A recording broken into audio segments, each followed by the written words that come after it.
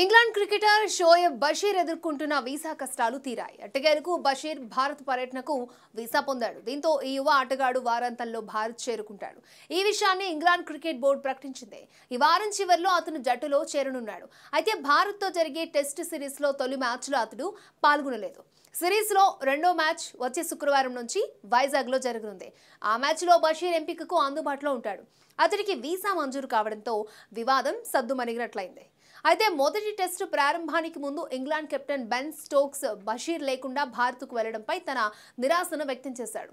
బషీర్కు visa వచ్చే వరకు అతని పర్యటనను వాయిదా వేయాలని యాజమాన్యం భావించిందని ఆయన చెప్పాడు. అలాగే ఓ బ్రిటిష్ ప్రభుత్వ ప్రతినిధి యువ ఆటగాడి పట్ల న్యాయంగా వ్యవహరించాలని డిమాండ్ చేశారు. పాకిస్తాన్ మూలాలకు చెందిన బషీర్ వీసా సమస్యపై యూకే ప్రధాని రిషి సునాక్ కార్యాలయం సైతం స్పందించింది.